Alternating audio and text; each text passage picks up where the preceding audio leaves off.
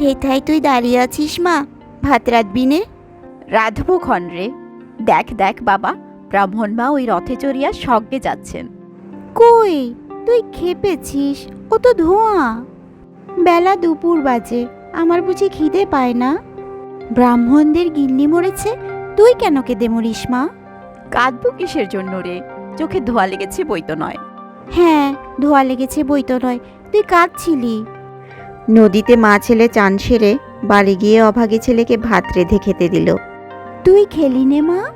বেলা গড়িয়ে গেছে বাবা, এখন আর খিদে নেই। না, খিদে নেই বই কি, কই দেখি তোর হাঁড়ি। ভাত খেয়ে মার কোলে বসে মায়ের মুখের সাথে মুখটা লাগাতেই কাঙালি চমকে উঠল। মা, তোর গা যে গরম, তুই কেন অমন রোদে দাঁড়িয়ে মরা পোড়ানো দেখতে গেলি? কেনই বা আবার নিয়ে এলি?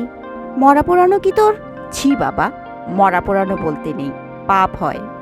সতীলক্ষ্মী মা ঠাকুরন রথে করিয়া স্বর্গে গেলেন।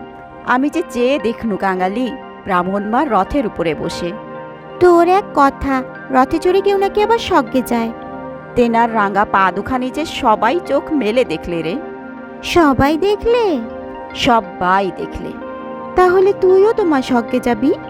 বিন্ধির মা সেদিন রাখালের পিসে গিয়ে বলতেছিল, কাংলার মার মতো সতীলক্ষ্মী তুলেপাড়ায় আর নেই।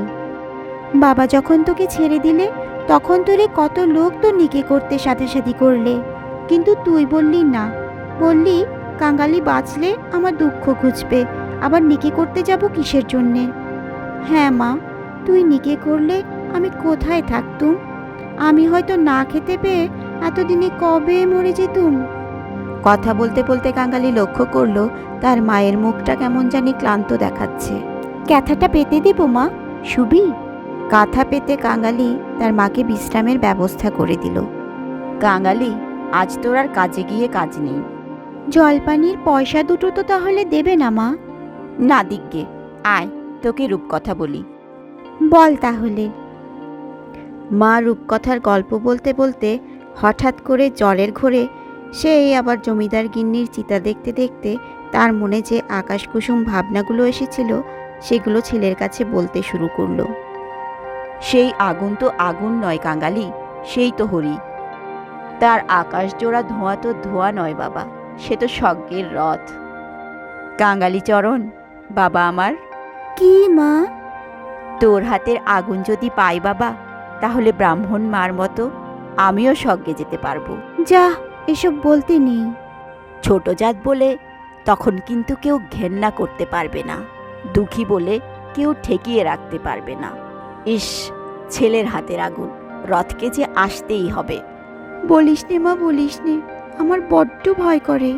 আর দেখ কাঙালি, তোর বাবাকে একবার ধরে আনবি, অমনি যেন পায়ের ধুলা মাথায় দিয়ে আমাকে বিদায় দেয়। অমনি পায়ে আলতা, মাথায় সিঁদুর দিয়া।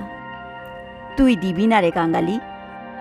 তুই আমার ছেলে, তুই আমার মেয়ে, তুই আমার সব। অভাগীর অবস্থা ক্রমশই খারাপ হতে শুরু করলো। কাঙালি দিকপাশ না পেয়ে কবিরাজের কাছে ছুটল এবং কবিরাজের কাছ থেকে মাকে ওষুধ এনে দিল। কেন তুই আমাকে না বলে ঘটি বাঁধা দিতে গেলি বাবা? ভালো হইতো এভাবেই হব, দুলেদের ঘরে এভাবে ওষুধ খেয়ে কেউ বাঁচে না। কবিরাজের বড়িতে কিছু হলো না বাবা, আর ওদের ওষুধে কাজ হবে? আমি ভালো হইতো এমনিই হব। তুই তো বড়ি খেলি না মা, উনুনে ফেলে দিলি, এমনি কি কেউ সারে? আমি এমনিই সেরে যাব। তার চেয়ে তুই দুটি ভাত ফুটিয়ে নিয়ে খা দেখি, আমি চেয়ে দেখি। এবার নিজের শরীরের অবস্থা আন্দাজ করতে পেরে অভাগী ছেলেকে বলল, এইবার একবার তাকে ডেকে আনতে পারিস বাবা? কাকে মা? ওই যে রে, ওই গায়ে যে উঠে গেছে। বাবাকে? সে আসবে কেন মা? গিয়ে বলবি মা শুধু তোমার পায়ের ধুলো চায়। একটু কাদা কাটা করিস বাবা, বলিস মা যাচ্ছে। ফেরার পথে অমনি নাপতে বৌদির কাছ থেকে একটু আলতা চেয়ে আনিস কাঙালি। আমার নাম করলেই সে দেবে, আমাকে বড় ভালোবাসে।